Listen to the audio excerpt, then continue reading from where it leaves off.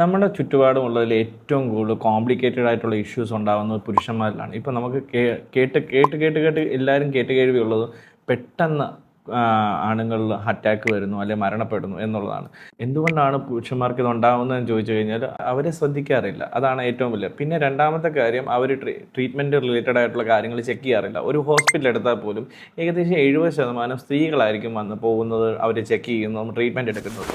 എന്നാൽ പുരുഷന്മാരും നോക്കുമ്പോൾ വരുന്നുണ്ട്. പക്ഷേ എന്താ വെച്ചാൽ ഈ സ്ത്രീകളെ കൊണ്ടുവരാനും പോകാനും ഒക്കെ ആയിട്ട്, അല്ലാതെ ബേസിക്കലി ഈ ഒരു കാര്യങ്ങൾ ചെക്ക് ചെയ്യാനോ അല്ലെങ്കിൽ ഫർദറായിട്ടുള്ള ട്രീറ്റ്മെൻറ്റ് എടുക്കാനോ ഒന്നും അവർ പോവില്ല. ബേസിക്കലി ചില പുരുഷന്മാർക്കെന്നല്ല, മിക്ക ആൾക്കാർക്ക് പേടിയാണ്. അതായത് എന്തെങ്കിലും ഉണ്ടാവുമോ, എന്തെങ്കിലും വന്നു പോകുമോ, അല്ലെങ്കിൽ ഉണ്ടെങ്കിൽ തന്നെ അത് കണ്ടുപിടിക്കുമോ.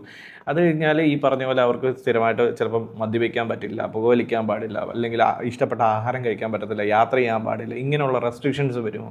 അല്ലെങ്കിൽ ചില ആൾക്കാർ ഇതൊക്കെ ചെക്ക് ചെയ്താൽ തന്നെ പിന്നെ ഫർദറായിട്ടുള്ള ഫോളോ അപ്പുകൾ ചെയ്യാൻ മടിക്കുന്നു. അല്ലെങ്കിൽ ഇങ്ങനെയൊക്കെയുള്ള ഇഷ്യൂസ് വരുമ്പോഴാണ്, അതായത് നമ്മൾ നോക്കിയാൽ മതി, സ്ത്രീകളിൽ വലിയ വലിയ ഹ്യൂജ് കോംപ്ലിക്കേഷൻസ് ഭയങ്കര കുറവാണ്. കാരണം അവർ ഇടയ്ക്കിടയ്ക്ക് ചെക്ക് ചെയ്യുക, അവർ ട്രീറ്റ്മെൻറ്റ് എടുക്കുകയും ചെയ്യുന്നതുകൊണ്ട് വലിയ വലിയ കോംപ്ലിക്കേഷൻസ് ഭയങ്കര റെയർ ആയിട്ടായിരിക്കും വരുന്നത്. പക്ഷേ പുരുഷന്മാരിൽ അങ്ങനല്ല. എന്തെങ്കിലും ഇഷ്യൂസ് ഉണ്ടായിക്കഴിഞ്ഞാൽ അത് ഭയങ്കര കോംപ്ലിക്കേറ്റഡ് ആയിട്ടായിരിക്കും വരുന്നത്. കാരണം അവരത് ചെക്ക് ചെയ്യാൻ മടിക്കുന്നത് കൊണ്ടാണ്. എന്തെങ്കിലും ഒരു വലിയ ഇഷ്യൂ വന്നു കഴിയുമ്പോൾ മാത്രമാണ് ട്രീറ്റ് ചെയ്യുക അല്ലെങ്കിൽ കണ്ടുപിടിക്കുക എന്നുള്ളൊരു കോൺസെപ്റ്റിലേക്ക് എത്തുന്നത്. ബേസിക്കലി ഇവരെല്ലാം പേടി കൊണ്ടാണ് ആ ഒരു ഭാഗത്തേക്ക് പോകാത്തത്. ഇവരുടെ ജീവിതം തന്നെ മാറി മറിഞ്ഞു പോകുമോ, കൈവിട്ട് പോകുമോ എന്നുള്ള പേടി കൊണ്ട്.